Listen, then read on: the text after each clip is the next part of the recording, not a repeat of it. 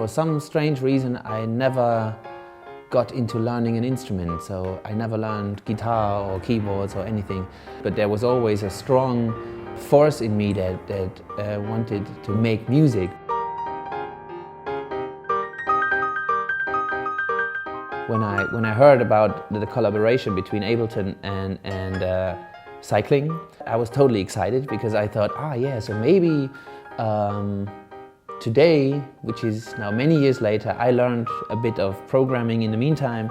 Now maybe I could do my own plugins and patches and stuff like that.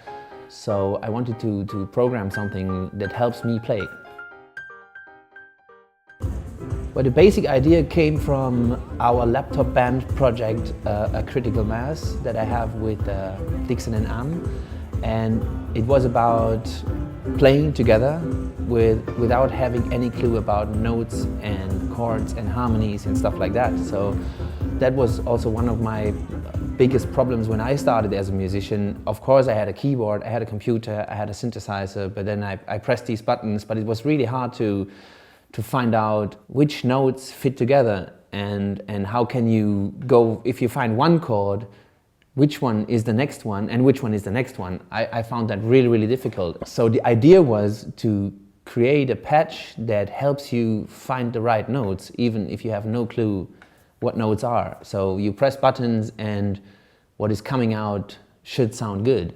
And also I wanted to do, make it possible for many people to play together, and everybody can press notes and they all fit. So that was one of the basic goals, get rid of the fear of pressing buttons. Yeah, so if you take a look at the plugin, how it looks, that's a MIDI channel, and I just dropped a sampler in here with a grand piano. And if I drop the schwarz now, and when it opens, it looks like this.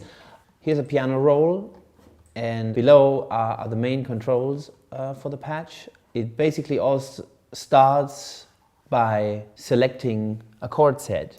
I select one which is called Leave My Head Alone Brain.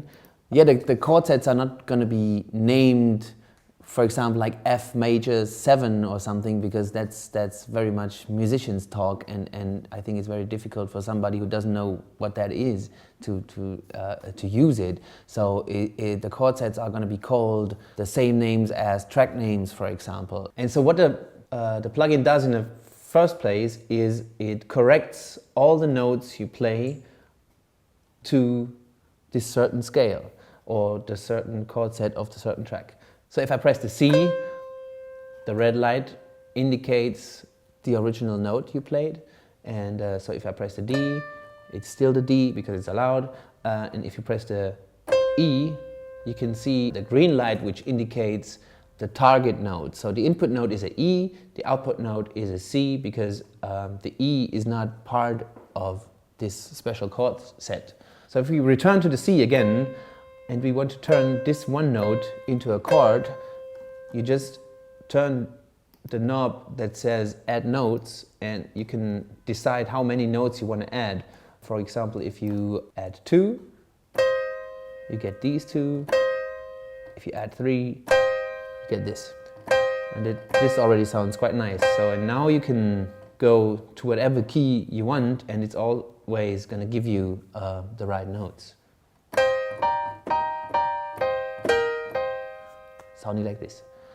The second knob is called spread, and that's something that changes the chord you play by spreading the notes that are used in a chord, spreading them over the keyboard more or less. So if you turn the knob, for example, you press the C again, you get this chord, and now you can start spreading it over the keyboard, and that's sounding like this.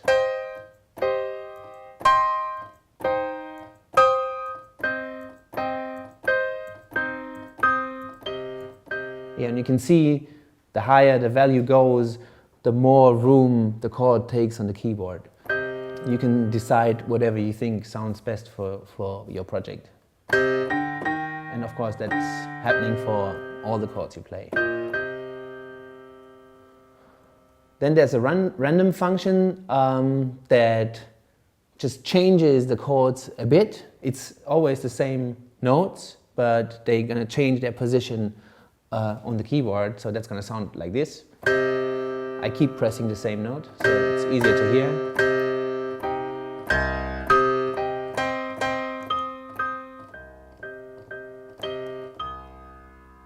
And by the amount of random, you can decide how much space it uses on the keyboard.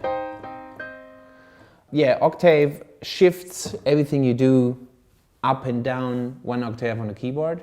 That's sometimes helpful. So it just goes up and down.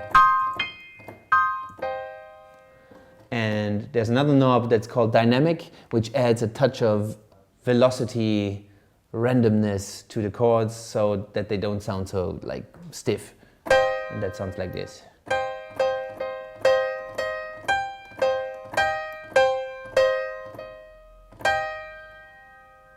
And the last knob is called select, and that's for selecting the chord set. You can choose if you want to select here or if you want to select here. I made these two different options because this button you can automate from your clip, for example, and add some automation to the chord set you want to use, and that gives quite interesting harmonic results. So for example, I have a few notes here. It's actually just 2 notes, and they play this.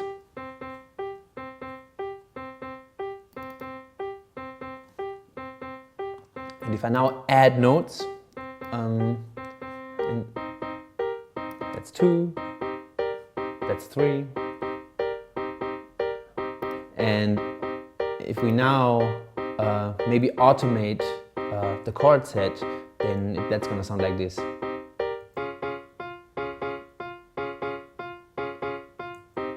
Now you can hear that all the notes that were in the chords were taken from the other set. Of course, this chord set change can be automated. If you just like go into the clip and then you go to this drop-down menu, you find the Schwarz patch, and now you get a list of all parameters that you can automate. I want to automate the select. I choose it, and I want to unlink this because I want to make the chord change not every time. So I make this a bit longer. 2. And then just see how it sounds.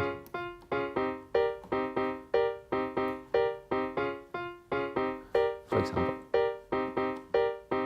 And of course you can do crazy things here. Jump from one to the next one and see what's coming out.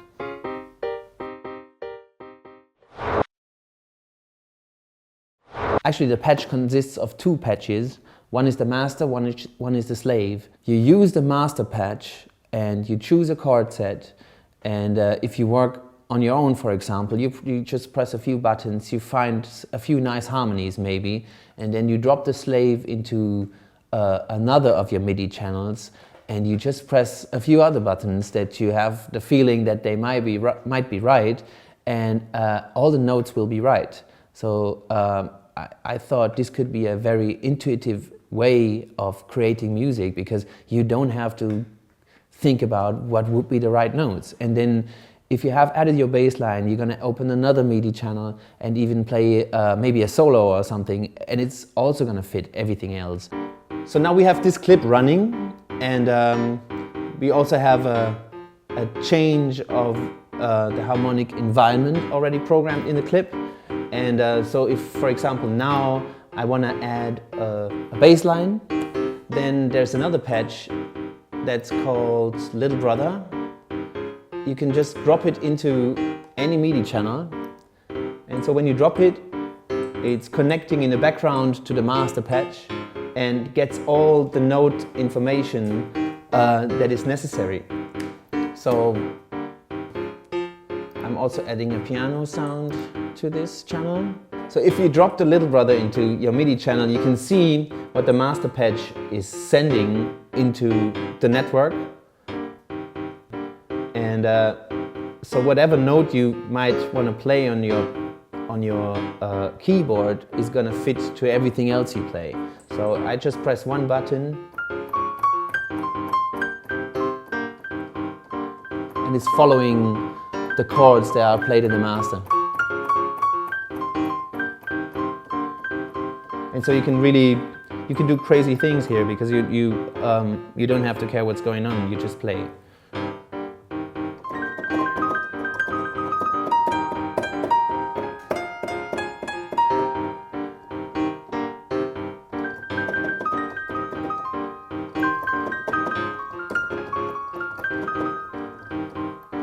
Yeah, so you can also press chords with as many notes as you want.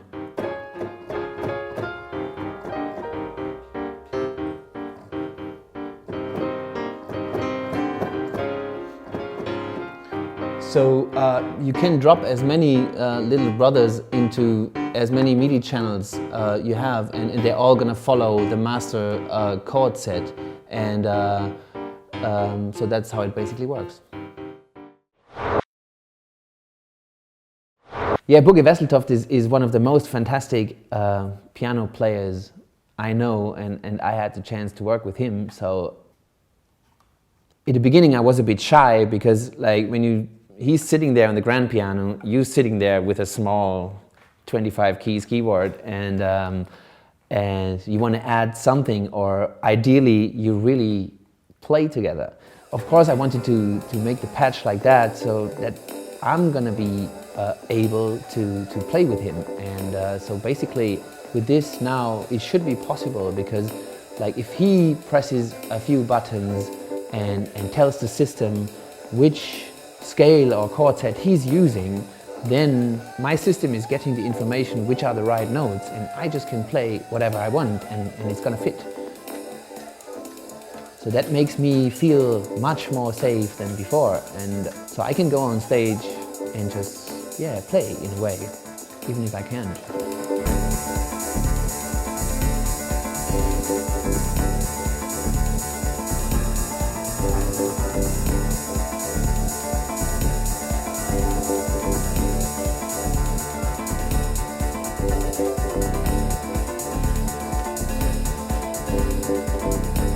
Well, I'm quite sure that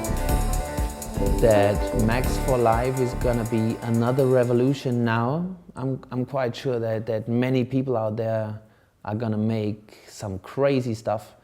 I'm so much looking forward to it, because live has been great already, but now in a way it's open. Like there's a really stable engine that is running, and now the engine is open to the ideas of everybody, and yeah, I'm excited to see what other people are gonna do.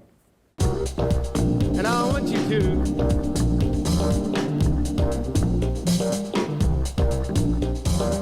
yo, people, I want you to raise your hand. Raise your hand.